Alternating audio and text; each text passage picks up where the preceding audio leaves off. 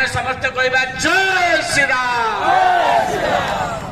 बंधुगण जो विषय आज आमे भारतीय जनता पार्टी ढेंकानाल जिलार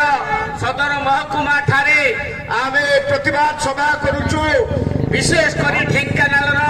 ये जो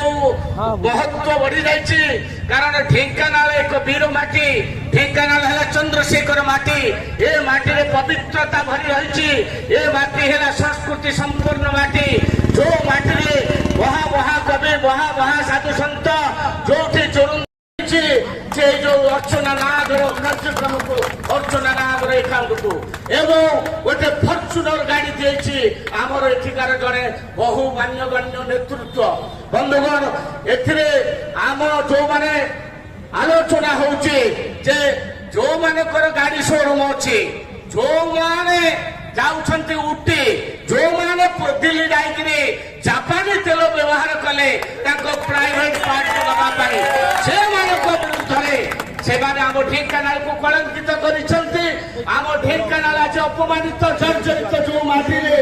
वीर बाजी राउतर जन्म जो माटी रे ब्रजनाथ बड़जेनाकर जन्म जो माटी रे आमे विश्व को बाणी दौचे से माटी आज कलंकित। आज पृथ्वीर विभिन्न प्रदेश में ओडिया माने जेतले देखिथिबे जे तालचेर आ ढेंकानाल विधायक माने एथरे अंगा अंगी जड़ित। बंधुगण से माने दिने शपथ करथिले जे सेमान को घर कोठी द्वार कोठी ढेंकानाल को आसीछथि से माने प्रकृत ढेंकानाल केभे नुह जे कार्यक्रम में संपृक्त अछथि ओ घर तमर कुआड़े तबे आसिकी बखरे घर तैयारी करदल